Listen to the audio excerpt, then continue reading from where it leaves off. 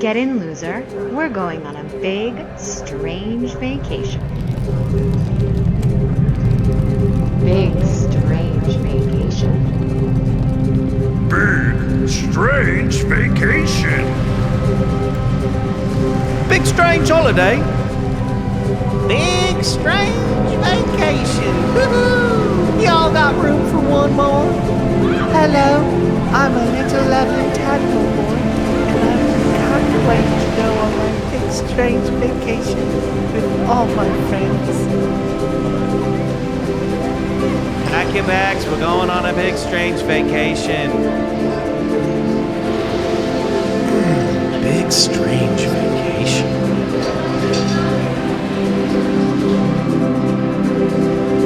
Welcome to Bigfoot Collectors Club, Big Strange Vacation. Dancing to music that isn't there, unless it's there later, but it's not here now. How's it going, Riley? Oh, it's good. My house is a sauna, basically. Ooh. So it's going to be a sweaty episode. Are we going to have a hot dog coming by, Mr. Nova showing up? Probably. He'll come over and just sort of pant. Aw. That's his signature move nowadays, is to just get about like 3 inches from your face when you're in bed. Hot dog breath. He's like a succubus now. It is kind of, or it's especially good. He'll also do that in the middle of the night in a dark room looking at nothing. That's kind of become, so you sort of walk into a room and you just hear hot breath in the dark, and it's Scary. It's unsettling. It is unsettling. He's a very, very old man now. Oh man, there goes my light again. I always try to have my little accent light going, and it always dies the moment we start recording. Pulled over when that happens. I know. Hey everybody, welcome Hi. to BCC The Other Side, the parallel dimension to Bigfoot Collectors Club. I'm your host, Michael McMillan, and with me always is your holographic truthsayer. How can a hologram be truth if it is only illusion? Whoa. Now Riley that's the Bray. truth. That's the Now, was truth. that a truth or an illusion? Man, dropping them truth bombs on us. Hi, everybody. So Hi. this is our 301st episode of BCC The Other Side. And if you caught last week's episode, we announced some big news. And that big news is that BCC The Other Side is moving from Patreon over to Supercast.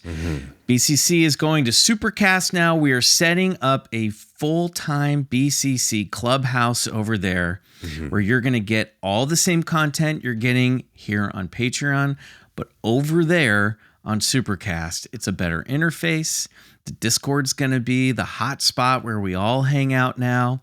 And if you're already a member over here on the Patreon, we're just going to automatically move you over to Supercast if you want to join us over there. So it's very, very easy. Are we automatically moving? I think. Well, they I'm have- just I saying think you're good. You but have to type We're some not. buttons. We're not going to like do something to your computer. Yeah, no. I'm just We're saying not automatically. you don't have to quit this, then go over there. It's very simple. It's a very easy. It's a very easy transition is what I'm trying to say. Yes. And we yes. will, once we figure everything out, and see, we're recording this a little in advance. So once we know everything, I'll send you guys all a message on Patreon. You probably have it by now about how we're going to go about doing this. So we're very excited. BCC Clubhouse is coming to Supercast. You're going to get your ad-free episodes over there. You're going to get your bonus episodes over there. And you're going to get your cosmic tracks over there. And whatever you're paying right now, that's what you're going to be paying over there. So you're all grandfathered into Supercast. It's the wave of the future, baby. Patreon is on its way out. Supercast is on its way in. Yeah. Ever since the whole like App Store 30% upcharge thing on Patreon with the Apple situation where we've been telling you guys to go to the website. It's just like this is too confusing. This is too third party. We want something that is like cohesive and streamlined and a better user experience and more. I see Lucifer walking. Oh, through my Lucifer's background. back. It's like he says, like it's the way of the future. It's Yes. a lot of our favorite podcasts have switched over to Supercast, and Yep. it's just like a better way to just sort of join the whole show together rather than us being like, and also we have this thing over here. And we're going to Yes. sunset the Patreon, so it's not like this is not any like immediate thing that's going to be a knee jerk for you, but it is like extremely easy to transfer it over, and then all your Patreon stuff will just show up in your normal podcast feed. It's better for you. You don't so have to much worry about easier. It's better. I joined a couple podcasts when we were kicking around this idea over on Supercast, and it is literally like I punch one button, I punch another button, and it's all right there. And you're going to be able to be like, I want the ad-free episode feed in here. And that's going to be your feed. That's going to be all your ad-free episodes. I want BCC The Other Side feed, which is just going to be all your bonus episodes. And then we're going to create a channel that's exclusively Cosmic Tracks. So you can press play on that music and there aren't any episodes interrupting your fucking holographic truth sayer flow, you know? Exactly. You can listen to that for a day and a half straight or something. I don't know what we're up to at that point, but yeah, it's you'll like it. It's better, and It's better. It's not going to cost you anything more, and it's very easy to switch. And Yeah. So that's going to go up. That will begin on August 1st, but you'll have lots of time to transition yourself over there smoothly. And again, we'll keep this running for the interim, and it'll it'll feel automatic is what I'm trying to say. There we go. It is way easier than signing up for Patreon and getting your RSS feed into your podcast app. It's crazy how much smoother it is. Yes. We're very, very excited. We just wanted to hit this reminder again after last week's episode because we want you guys to just be thinking about this. But again, Supercast doesn't kick off. The BCC Clubhouse does not begin until August 1st, which is a Friday, the same day as our live show at Paracon KC. If you're going to come see us, a big day for us. The BCC Clubhouse begins on Supercast, and it's our live show at 6 p.m. at Paracon KC. I'll put a link to that in the show notes if you guys want to come to that. So Friday, August 1st, big day for BCC. And then, yes, the Patreon will be around for a while, for a few months. So we're not going to, like Riley said, smooth and easy. It's going to be smooth and easy, everybody. But now you can come join us in the clubhouse. That's officially. right. The official clubhouse. Yes, it is exists coming virtually. Along. Okay, great. Well, there you go. I think we did an excellent job with that. Yeah, we are explaining the thing. We'll explain. We'll explain more as we go along. We're learning too, so that's the way it goes. Merch. Don't forget your merch. You have one more month and some change to get your Big Strange Vacation and your Wet Hot Alien Summer merch over on our Fourth Wall shop. Put a link to that in the show notes as well. Now that the housekeeping is out of the way, Riley, should we head on over to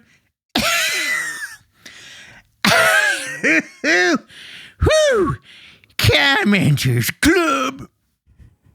Starting to sound like emphysema there, Apple Crust. He never hangs around for any comments. That's it. That's all he says. Well, that's probably for the better. But here's what Lyric says. She says, "Oh my God, the Shining book is crazy good, but so scary. Also, like very emotional as someone with an alcoholic father." Oh boy, Oh yeah. I've never read the Shining book. I think maybe we mentioned that in Anna Camp's episode, but never read it. Yes, you had to fear me out of just never having gotten to it. I should. I read it. I loved it. It is wild. It's a wild ride. Very big book too. Viracocha or Viracocha? Viracocha? I think Viracocha.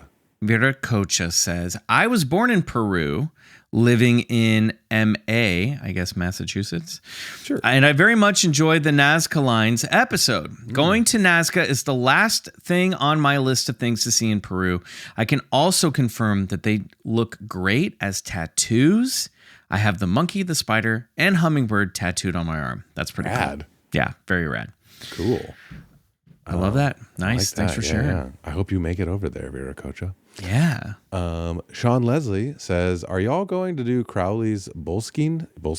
Yeah, Boleskine house on the shores of Loch Ness, and as is well known, once owned by Jimmy Page." Oh yeah, I have heard of that. We talked about it a little bit in our Loch Ness episode, way back in episode 17 with Craig Ferguson. Crazy. I can't believe we held him hostage and made him talk about Loch Ness for in his own studio.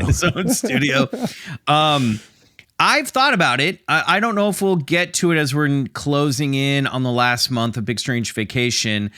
I don't know if we'll get to it before the end of the summer, but I definitely would like to get to it at some point, and it might be in a deep dive on Aleister Crowley, because that's something that I definitely want to do at some point, is do like a couple parter, a deep dive on Crowley. So Sean, your head's in the right place, and it's a place that we will cover eventually. That's what I'm going to say.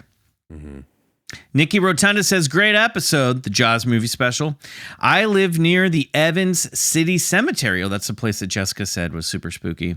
Right. And I'm also a medium, and before I fully understood my mediumship abilities, my partner randomly took me to the Evans City Cemetery on a fun adventure, and LOL, it was the most terrified I've ever felt.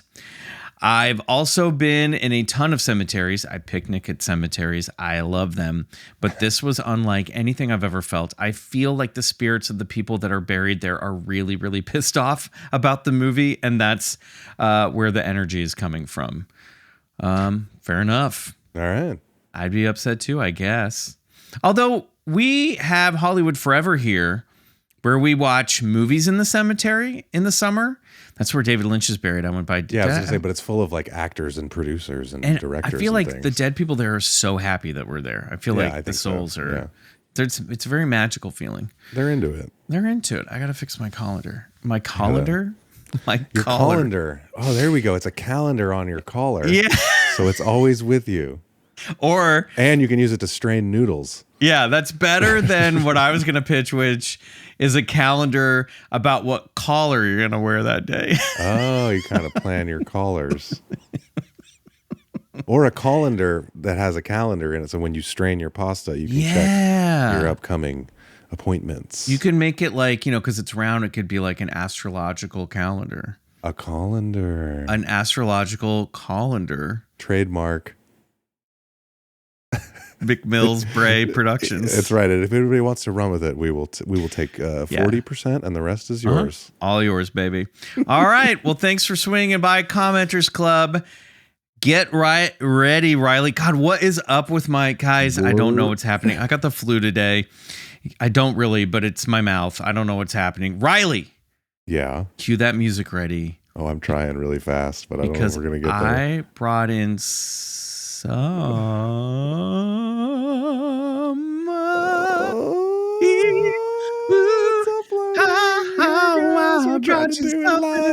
We're doing it live. You're gonna have to wait for the music cue.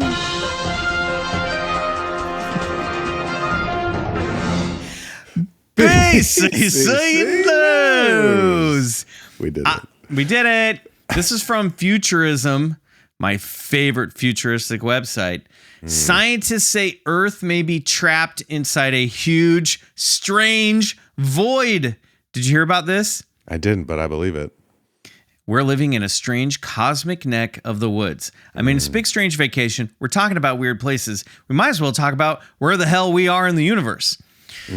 Astronomers who examine the sound waves from the Big Bang say that the Earth and the entire Milky Way galaxy we call home could be trapped in a huge void billions of light years across. Their study, which was just presented at the Royal Astronomical Society's National Astronomy meeting in the UK, could solve one of cosmology's greatest mysteries, the Hubble tension, or why the older universe appears to be expanding more slowly than younger regions. Is this something you were aware of? You're a spacey guy. I don't know about this. Great sense of the word. Particular term. But I have heard about different rates of expansion of the universe, but that's interesting. I don't know about this. Well, we're going to find a little bit more. The Hubble tension is largely a local phenomenon with little evidence that the expansion rate disagrees with expectations in the standard cosmology further back in time. Indranil Banik, a cosmologist from the University of Portsmouth, who led the research, said in a statement about the work, "So a local solution like a local void is a promising way to go about solving the problem. Our universe is expanding at an accelerated rate, but precisely what rate is a matter of intense debate. When astronomers analyze the cosmic microwave background, we're getting into some Fantastic Four stuff here, the light left over from the Big Bang and the oldest light in the universe, the rate is slower compared to that derived from observations in the nearby universe of type Ia supernovas and luminous pulsing stars known as Cepheids. I think that's type 1A. Yeah, type 1A. I figured that out. I was going to go back. Or okay. Type IA. Yeah, type 1A. Yeah. Type supernovas. Yeah. They did a Roman numeral next to a lowercase a. It looks like Ia. It does. It looks like a sort of a place in Star Wars, maybe. Yeah, type 1A supernovas. And Cepheids. I don't know what a Cephid is. Never heard that term before.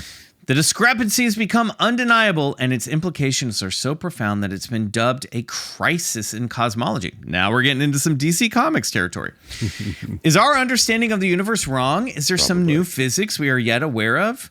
But this latest research could pump the brakes a little. If the Earth happens to be near the center of a low-density void in space, approximately 1 billion light years in radius and roughly 20% below the universe's average density, that could neatly explain the discrepancy. As the void is emptying out, he continues, the velocity of objects. Bannock explains that such a region would cause matter to be pulled by gravity towards the higher density exterior of the void, leading to the void becoming emptier with time. That is wild. So it's like stretching us out and then leaving. Like, and the further there's more gravity on the outside, so everything's pulling out. Yeah, it's like the void is all those, like when you pull on dough and those holes appear. As the void is emptying out, he continues, the velocity of objects away from us would be larger than if the void were not there. This therefore gives the appearance of a faster local expansion rate. Sure. Wow. So if this void exists, Bannock argues, then it would distort the BAO, which is the baryon acoustic oscillations. We're in way over our head here. We're way over, yeah. In a way that we could measure. After analyzing all BAO measurements taken over the last 20 years, that's exactly what Bannock says he's found. So I think all of this is shorthand for we live in the sticks, baby. Planet Earth, the Milky Way is in the sticks.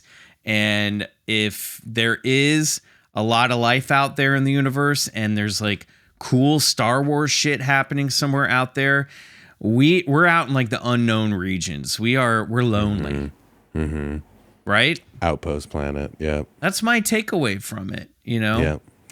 And it explains a lot. It would explain maybe why we haven't been brought into the fold, So we're just too damn far away. We're getting those alien gray probes that everyone back in the populated parts of the universe are like, ugh, those weird things. Yeah, can you believe it got all the way out there? Wow. Yeah. They're like, my great-great-great-grandfather sent that all the way out there. We don't even use the grays anymore. Yeah. All right, we're the rednecks of the universe. I mean, come on. It tracks.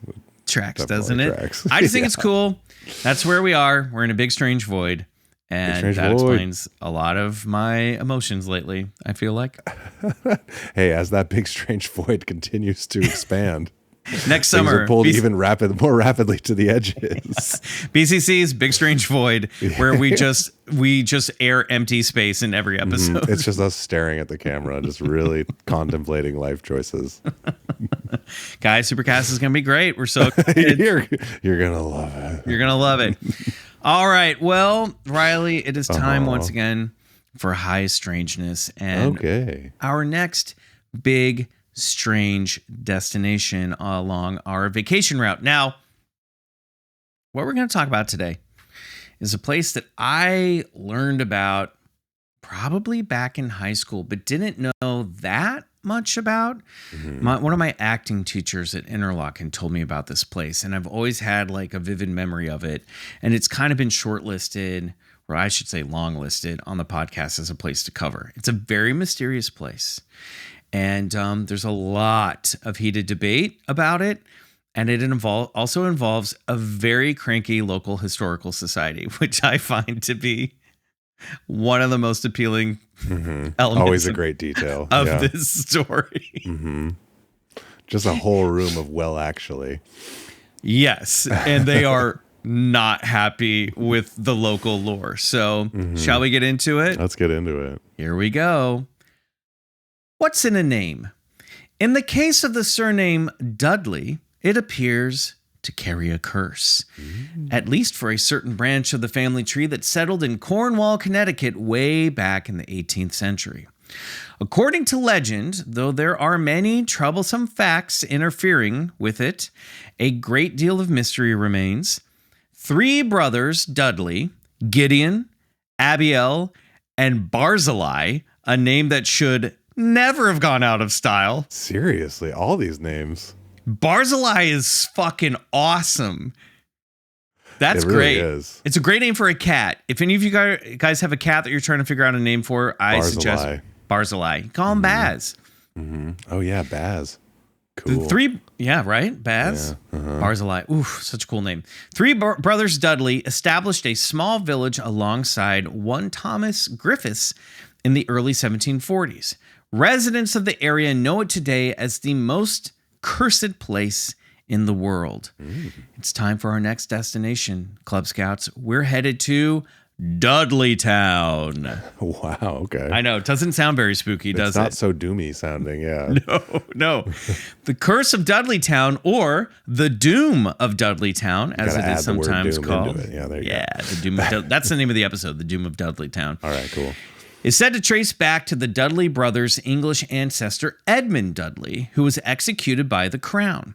Dudley's alleged act of betrayal earned him, he tried to overthrow King Henry VIII, earned him a curse upon his family tree, which saw the executions of his son John Dudley, his grandson Guilford Dudley, and Guilford's wife, Lady Jane Grey, all of whom were executed during the tumultuous time of the Tudors. You remember this was we talked about this some Jane Grey's execution and Edmund or Guilford Dudley's execution in our Tower of London episode, because that's where she was held. The Queen of 9 days. Astute listeners may recall these executions for our episode of the Tower of London with Ryan Gall. If you believe the story that a curse followed Edmund's descendants, Gideon, Abiel, and Barzillai, that curse may have caused a downfall of the Dudleytown community. Or maybe it was just the land. Wait, so who placed the curse? So the curse fell on the Gideon's ancestor, Edmund Dudley, after he tried to overthrow basically God cursed him because he tried to overthrow. Okay, so it wasn't like that's what I think. No one ever says like there was not a wizard that cursed him. All right, it was just like the family name was cursed after Edmund Dudley tried to overthrow King Henry VIII. He was executed, and because we're, this is after the War of Roses, and we're like in the whole like Tudor, Mary Queen of Scots and Elizabeth and all that drama where everyone was vying for the crown and trying to kill cousins and sisters and brothers and everybody to have control of the crown, that Edmund Dudley was essentially cursed by God for trying to overthrow because if you were king back then, you were God's chosen. Yeah, exactly. You're appointed by God. So got it. That's what I think. It's just sort of a general curse. The family's cursed. Yeah.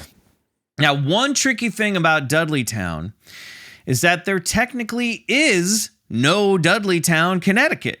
Okay. It is merely an area of land that is now privately owned and incorporated into the township of Cornwall. At its height, the village of Dudleytown was still very small. About 26 families in total lived there in the mid-19th century. But the township survived for 100 years despite some significant challenges. First and foremost, the land was intended by the Dudleys and Griffiths for farming, yet most of the soil was rocky and very poor for growing crops. Dudleytown also sat in the shadows of 3 large hills, casting the village in a type of permagloom. Even at high noon, there was very little direct sunlight. So also not good for growing anything. Also not good for your brain, I'm going to say. Yeah. Not good for like local morale. Yeah, it doesn't sound great. Yeah. No, you never see the sun. You're in the valley of like 3 mountains and you can't grow anything. Here we will harvest our crops in this land of rocks and darkness. Yes. It's like, guys, why did you do this here? It makes no sense. There's a meadow right over there. No rocks and darkness for me, thank you. Yes. I shall water the rocks with my tears. The main industry of Dudleytown was lumber. Timber was used to build ships, ship masts, and it was used for fuel for the Litchfield County iron furnaces. So again, sort of a hellish thing. Like, just a fun place, fun time to be alive, you know? Chopping down a beautiful forest to just be burned in the iron fires. The iron fires. It's a living. So what's with this alleged curse, you might ask? Dudleytown was one of those strange places where residents died of mysterious causes or vanished or went insane. There are also stories of shadow creatures lurking in the woods, prompting paranormal investigators like the infamous Ed and Lorraine Warren to label the whole place as demonic. Nathaniel Carter was one of the earliest residents to face the doom of Dudleytown. While on business, his wife and child were apparently murdered by the indigenous people. Heartbroken and traumatized, Carter left Dudleytown and relocated to New York City, where he was also murdered. Damn. Bummer. Gideon and Barzillai eventually left Dudleytown, so they got out scot-free, but Abiel remained. He lived to the ripe old age of 90, but not before descending into dementia. Not so doom-laden when you think about it, but considering the other residents' deaths, you can see how the reputation of a curse began to rise. Abiel's friend, Gershon Hollister, fucking another badass name here. Gershon Hollister is like the name of a vampire hunter, 100%. Ah, yes. You can see him carrying around like a little wooden briefcase full of wooden stakes. With the, like, And he metal only clasp. buttons like 3 of his buttons on his shirt. Yeah. And he's got one of those like spectacles that has multiple lenses that like go click, click, click, click, click, click. You know? Yeah. He's got some like pre-steampunk cool stuff. Stakes that come out of the sleeves of his jacket. Yes. So Gershon Hollister also met an untimely demise after falling off the roof of a barn. Nope, not this badass guy Nope, we just he's described. not Just cool. a guy who fell off a roof. He's a clumsy idiot. Hollister had been building the barn for a resident named William Tanner, who claimed that after Gershon fell, strange creatures emerged from the woods and ate at him. This is like the first of some weird reports that there are creatures living in the woods. Okay. Tanner also fell into madness. I probably would too after witnessing that. Another resident, Sarah Fay, was killed after being struck by lightning in her front yard. Bad luck, but kind of cursy. Yeah, that's at least curse adjacent. Yeah. Yeah, definitely curse adjacent. It's pretty cursy. Sarah was the third wife of Herman Swift, a general in the Revolutionary War. The story goes that Swift also descended into madness after his wife's electrifying death. Everyone just going crazy. Just going crazy, yeah. Presidential candidate Horace Greeley's wife, Mary Cheney, died by suicide 1 week before Greeley lost the race to Ulysses S. Grant in 1872. Wow. I mean, the problem there is you're running against Ulysses S. Grant. You're not going to win that one. No, you're not winning that one, buddy. By 1900, Dudleytown had all but disappeared. One of its last residents, John Patrick Brophy, succumbed to the doom when his wife died of tuberculosis and his 2 young sons wandered off into the woods and vanished. It's said that Brophy also walked into the woods and never returned, and his house allegedly burned down in a mysterious fire. Now that is some curse. This is some creepy shit. We're getting into like Robert Eggers like movie territory here. Yeah. Damn. That's wild. Dudleytown today is closed off to the public, and the township of Cornwall makes it very clear that they do not want any trespassers lurking about. Whoa. Cornwall's Historical Society website basically chastises anyone for even believing in curses and refutes most of the legends, often contradicting and correcting parts of the story in all caps. Their message is clear. Do not come to Dudleytown. Now, this may very well be the result of too many paranormal investigators and intrepid teens wandering onto private property and just getting local history wrong. With the border of Dudleytown drawn at the threshold of a woodland area called Dark Entry Forest, Okay. this place is just begging to be investigated. Yeah. Oh, completely. They are not doing themselves any favors here. No, it's like Chief Wiggum in that episode of Simpsons where he's like, "What is your fascination with my mysterious forbidden closet or my forbidden closet of mystery?" That's what he says. Yeah. The best way to convince people there's nothing there is not allow them to see it and say there's definitely nothing here. The local government's insistence that there's absolutely nothing to see has only fueled the fires of the Dudleytown mystery. What are they hiding? There's this guy on a local radio station website that I found who's basically made it his life's mission to like uncover the Cornwall Historical Society conspiracy. Amazing. That they're hiding shit in Dudleytown. Oh no. Uh-oh. Record scratch. So, just as we were in the middle of that talking about the curse, I got kicked off of our studio session. So the ghost in the machine got angry, and I went mad and wandered into the forest. Yeah, you're replaced by a shadow entity. I'm a shadow skinwalker now. Yeah. So we were saying there's this guy on the local radio station up there who's basically made it his life's mission to like uncover the Historical Society's secret. Like it's like Hot Fuzz or something. And like the local, like elderly council is like hiding this demonic vortex from the world. It's great. And he's like, why won't they give us answers? I've reached out and he's like, something strange is going on. And it all starts at the Historical Society. And like one of his last articles on like .105 FM in Cornwall is like secrets hurt. Secret secrets are no fun. Secret secrets hurt someone. Like there's this local guy. He's like really trying to get to the bottom of this mystery. Oh my God. That is amazing. Hey, wait, how many people live in this privately incorporated community? What are we talking So let's here? look at the population of Cornwall. So Dudleytown at its height again was only like 26 families. Cornwall, Connecticut population.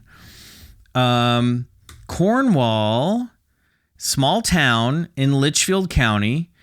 The population of the 2020 census was 1,567. So it's very That's a tiny. lot of people to be in a place that you can't go. That's crazy. Well, they're on so Dudleytown, and I think I get to this in the thing. We'll see. Okay, sorry. Is Dudleytown is like now privately owned. Right. So it's kind of like there's Cornwall, and then in Cornwall, there's basically the Connecticut version of the Skinwalker Ranch, which is what used to be Dudleytown. Okay, got it. So do we know how many people live in this private place that you can't go? Nobody lives there. No one. It's just owned and closed. It's owned and closed. It's fenced off. There's nothing but old ruins there. Okay, I mean, come on. They're asking for it. Yes, exactly. So ridiculous. so Cornwall, it's in Cornwall, and then there's like this little pocket that used to be Dudleytown in Dark Entry Forest. This spooky abandoned part of town that no one's allowed to go to, where there's definitely not a curse. Okay. And then there's somebody. Hold on. Let me pull up. Let me just pull up the no Cornwall. curse here. Hasn't been a curse here for years. Or ever, I mean. It's really more like this. It's more like, there is no curse. You're an idiot for thinking there's a curse. Okay, let me bring up the Cornwall Historical Society website because it is. Yeah, let's get a little. It is very funny. Cornwall Historical Society. Wait, it's going to be in my search history. I didn't save it. It's so great. Okay, hold on. Cornwall Historical Society. Let me look. Dudleytown. Let me see what they say. Dudleytown. Googling here. Hi, everybody. Welcome to BCC, the other side, where we do everything super efficiently. No search results. You can't even search Dudleytown. Dudleytown. Why is Dudleytown illegal to visit? Cornwall Historical Society. Dark Entry Forest. Yes. The truth about Dudleytown. Oh, here it is. Nope. Okay, hold on. I'll see if I can find it. It's got to be in my search history. Everyone hang with me for a second while I look. Yeah. Anyway, I'll find it. I don't want to take up too much time looking for it. No, fair enough. But literally, it's like, first of all, if you're dumb enough, literally it begins with like, if you're stupid enough to believe in curses, like that's the first thing it says. And then it basically goes through saying like, this person didn't die of madness. This happened before this happened. And so it's clearly like someone who's like very upset that like the historical accuracies got blown out of proportion. And fair enough, but they clearly don't have the like the sense of self-awareness that they sound like they are totally hiding something. Yeah, I have this is from the Cornwall Historical Society. Okay. Every fall, as we get closer to Halloween, the Cornwall Historical Society receives an increased number of requests to visit Dudleytown. The answer is always no. Yes, this is it. This is the one. Yeah, Here's keep why. reading. First of all, the Society does not have the right to grant permission. The area of Cornwall, blah, blah, blah, blah, blah, blah, blah. Secondly, people who live in quote-unquote Dudleytown are completely fed up with the thrill-seeking would-be ghost hunters. Imagine if someone wrote that your house was haunted, even though it wasn't, and you suddenly had total strangers wandering around your yard, peering through your windows, setting fires, and leaving litter, invading your privacy on a regular basis. You wouldn't like it very much, and neither does anyone in Cornwall. Be forewarned that if you should, unfortunately, decide that your curiosity is more important than the privacy and property rights of Cornwall residents, you will be arrested for trespassing. I mean, what a fuddy-duddy. I mean, this person is begging to get a wedgie and a pie in the face. Totally right. And then they go on to post a picture of a gargoyle on a tower and say, this Cunningham Tower is full of eerie ambiance, if that's what you're looking for. This is written with the attitude of a dean in a like 1980s college comedy. It really is. This is so good. And it goes on and on and on. Dudleytown was never an actual town. Which I think people actually know this. Yes. Oh, wow. There's a whole myth versus fact section. This is like pages and pages. Angry. So angry.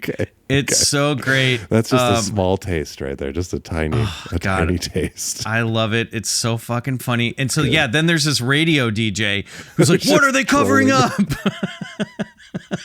Oh, man. It's truly the best. I love it so much. Yeah.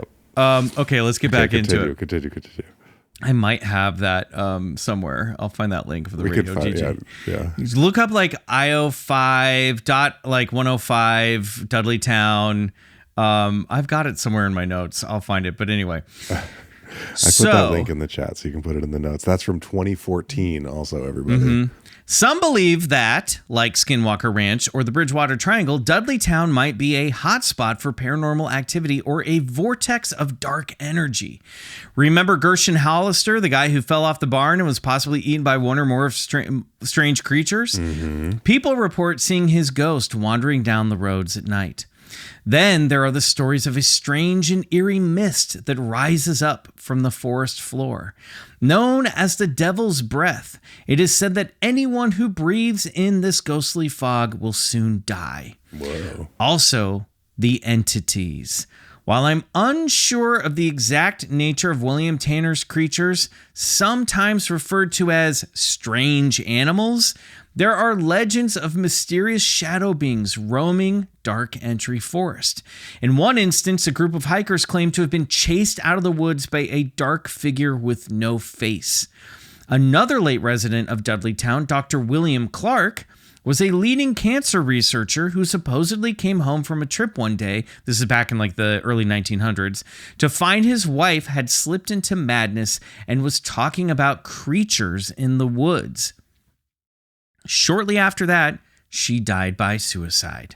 Wow. Dr. Clark remained in Cornwall, however, and was one of the founding members of the Dark Entry Forest Preservation Society, a conservation effort that still exists to this day. So now I'm thinking he did see those dark creatures, and he is shutting fucking Dudleytown up, and they under the guise of forest preservation and conservation. And this, because also The Dudleytown Historical Society website praises Dr. Clark up and down. Like, they are so proud of Dr. Clark, and they talk about him all the time. Are we about to become the second wave of this radio DJ? Where We we're like, tell might us be. the truth. What are you hiding? One brave explorer wrote about his encounter with what he described as a Bigfoot in Dudleytown. Okay. This took place on December 26, 2017. The witness and his friend had snuck into Dudleytown when they heard the classic whoop sound.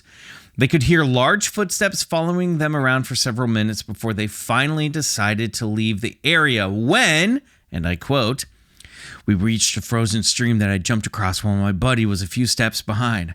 I remember him saying, 'The energy has changed. We need to go.' And he began walking quickly back on the trail. I stood there, hoping to see anything I could. I stood there for about 30 seconds, taking in deep breaths, smelling the fresh cold air, and looking around intently. I looked at my buddy and realized he was kind of far off for my comfort. I hopped back over the stream and began walking back slowly, annoyed that the journey had ended so quickly. Once I was about 6 feet or so from my buddy, I looked back and saw something I'll never forget. At this point, it was almost completely dark, and I saw this creature, about 6 feet tall, take 2 lateral steps near a tree, where it spun its body around to hide its shoulders. I kept walking and told my friend to stop running and shine the flashlight behind me the whole way back." So, not specifically... This is on Sasquatch Chronicles website. This is considered a Bigfoot encounter, but I don't know. Sounds like a strange creature to me. Very strange creaturey. Yeah. There are also rumors of glowing entities that roam the forest and shadow people that crawl out of the old cellars and ruins of Dudleytown. A lot of people think they're demons. Whether or not the Doom of Dudleytown is a real phenomenon, it's clear that the lore surrounding this area is not going away. Maybe the Historical Society should lighten up and embrace the town's weird history instead of trying to suppress it. After all, that which we call a curse by any other name will still seem spooky. Mm-hmm. Yeah, they need to... you guys... Open it up. Do some tours. Send have some merch. Fun. Oh, here we go. I-95 Rock. This is the guy. Okay. Lou Milano is his name. And he is very upset at the Historical Society. I like that he's equally upset. Yeah, that's good. He's like, I first wrote about it in 2015, mostly as a fun Halloween curiosity, but over time it morphed into an obsession, especially between 2019 and 2021. So basically over the pandemic. I wonder what happened then. Yes, right. Why did you become so obsessed? What a weird time for a specific Dudleytown niche obsession. in 2020. What was happening? What could have been going on around you to push you to that? What started as a surface level intrigue about an old ghost town grew into a deep dive into secrecy, strange stories, and unanswered questions. I sent freedom of information requests, interviewed... Yes, FOIA, let's go. Interviewed paranormal investigators and sifted through police reports only to encounter roadblocks, redactions, and defensive responses. The more I dug, the more Dudleytown seemed less like a forgotten place of history and more like a place guarding a secret it doesn't want the public to know. All the Historical Society had to do was send that guy a sourdough starter, and he would have been just off on another tangent. But they chose the wrong path, and this is what happens. Oh, they definitely sent him a sourdough starter, but it wasn't the type of bread that you're thinking about. So he goes on to talk about like he's teamed up with this paranormal investigator named Nicholas Robert Grossman, who has spent years researching Dudleytown. He describes it not just as haunted, but as something entirely different, alive, like an energy vortex. Nick talks about the total lack of sound. Oh yeah, this is also something that comes up that the Historical Society is like, that's ridiculous, which is this idea that there's no sound of wildlife. No wildlife, no birds, nothing but a muffled pressure-like silence in Dudleytown. Ooh. Yeah, which is creepy. I mean, that's creepy if true. Super. he's experienced bizarre encounters like a fern waving as if to say goodbye. We talked about the plants waving in a Johnny Tens episode. In a forest with no breeze. He believes Dudleytown might be more of a dimensional rift than a simple ghost story. And honestly, after everything I've read and experienced, I can't rule it out. The best part is he is also like posting these police reports of missing persons that have like tons of redactions in them. Like he is really, he's trying to find the truth. Here we go. Here's one article that he is entitled Dudleytown, Cornwall, Connecticut responds to Freedom of Information request.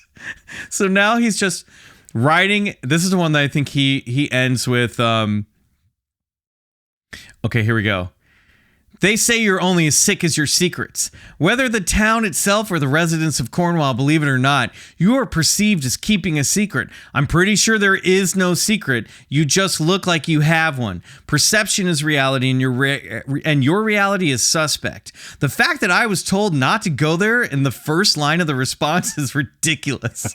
I did not ask to go to the property, and that is bad optics, man. He wrote man in the article. Hell yeah. Person 1. Hey, can I borrow a pen? Person 2, don't go in my book bag. Person 1, internal dialogue. What the hell is in that book bag? Yeah, I gotta get in that book bag. Hashtag woods. Hashtag show us your woods.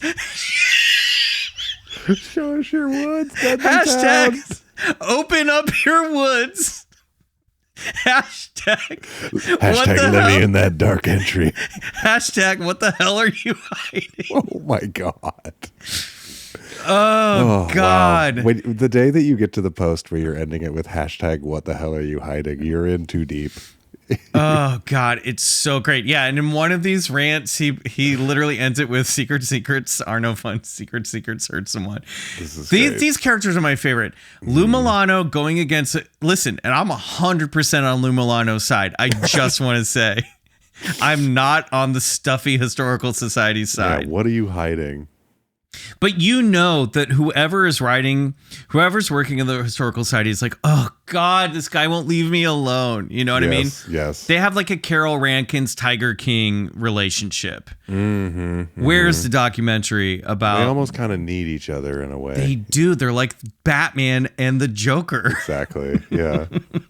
There's a beauty to the dance. Forgive my line spacing, punctuation, and grammar. I'm excitable as it is, and I was inspired and ready to do work. What I got back was an email, a short one, sent from a mobile device. Rude. Yeah. Good morning, Lewis. Regarding your Freedom of Information request, let me begin by telling you that Dudleytown is an area of town privately owned by the Dark Entry Forest Association. No one is allowed on the property without permission from the association. So, name redacted Cornwall tax collector is emailing you with information about tax payments. So is this guy behind on his taxes? I think that's just public record. Gotcha. They're just trying to give him something that's already Fair available. enough. Yes. Yeah. The town of Cornwall does not have a police department. Cornwall is covered by Connecticut State Police Troop B in North Canaan, Connecticut. You will need to contact them for police records. I mean, this sounds okay. You know, they seem nice. He's upset about all of this. Somebody who works in a city office is like, this fucking guy. I know. The local media versus the local historical society. Oh God, I fucking love it. There you go, Dudleytown. The Doom of Dudleytown. I love it. I'm gonna stay the Doom on. is the friends we met along the way, really. Yes. Incredible. Yeah, I love good. it. Well, let's go visit, huh? Yeah, we should go. Come on, It's everybody. great. There's all these pictures online of like people standing by the like do not trespass signs. Oh, great. People sneak in there all the time. It's also just like there's nothing else to do, guys. Let them go into dark entry forest. Rename it something Don't call else. it that. Yes, Yeah. What are you doing? Like, what are you doing? Oh my God. On. It's like your town is called Definitely Not Cursed Town. Like it's just yeah, and like there's so much. This just reads like a movie where people like go dig in the like old city town records and find photographs. It's like someone's gonna find a photograph of Dr. William Clark in like 1900 and like 2010. We're gonna find out that he's still alive somehow, you know, or that whoever's running the historical society has been alive for 200 years. Yep. There's like weird photographs that are going to have strange faces in them in this story. I really want to know who owns it and why they're hanging on to it. Show me your woods. Yeah. Hashtag. Who owns Dudleytown? This is how it starts, Michael. This Yep. is your first step. It's been they said this. It's owned by the Dark Entry Forest Incorporation, which think Dr. William Clark started. Silent Hill or something. Exactly, dude. Like, come on. Yep. Come on, guys. Yep. It's under the guise of the Dark Entry Woods Historical Preservation. Come on. This is very Twin Peaksy too, by the way. Super. This is or like Stranger Things or just yes, it's just, yes. Guys, you've made a delicious sandwich and put a little sign that says "Do not eat." Like, what are you thinking? Yeah. You put out like a candy dish and said, not good candy. Yeah, bad candy. Bad candy. Don't eat. Yours was better. All right, everybody. That's the Epic of Dudleytown. I'm turning into this DJ now, but Yes, I do want to keep tabs on this war that's happening. I need to maybe do more of a deep dive and find out more about the drama here. Read all of his posts and find out what's happening. This and would make an incredible movie with the tone of like Best in Show kind of vibe. Yeah, like, and you know that he's got a YouTube channel where he's posting videos. We got to get him on the show. Why don't we just get him on the show? Let's get him on the show. He'll talk to him about it. Yeah. Hashtag show me your woods. Show me your woods. What are you hiding in the hashtag? What are you hiding in the woods? Oh, so good. All right, everybody. That wraps up another week. And I don't want to say it's our last show on Patreon because that makes people think that nothing else is going to get new episodes will still be posted. It's not. We're just starting a new thing that you're going to like. It's the last show before the next chapter in BCC, The Other Side. So thank you, everybody. Keep your eyes peeled on announcements over here about the next steps moving forward over to Supercast in the coming weeks. Trust us, it's going to be fun. We're all going to have a great time. And we'll see you back here in your ear holes very soon. Thank you. Where there's love, there's kisses. Thank you, Club Scouts. Club Scouts. Yeah, we have to come up with a new tagline. Yeah. What do you guys want to be called? What do you want to be called now? Got to come up with some. What do you want to be called? Hashtag show us your woods. We could call them the Dark Entry Forest Preservation Society Corporation. Just a bunch of Dr. William Clarks. Yeah. Thank you, Dr. William Clarks. Bye-bye. Bye-bye, everybody.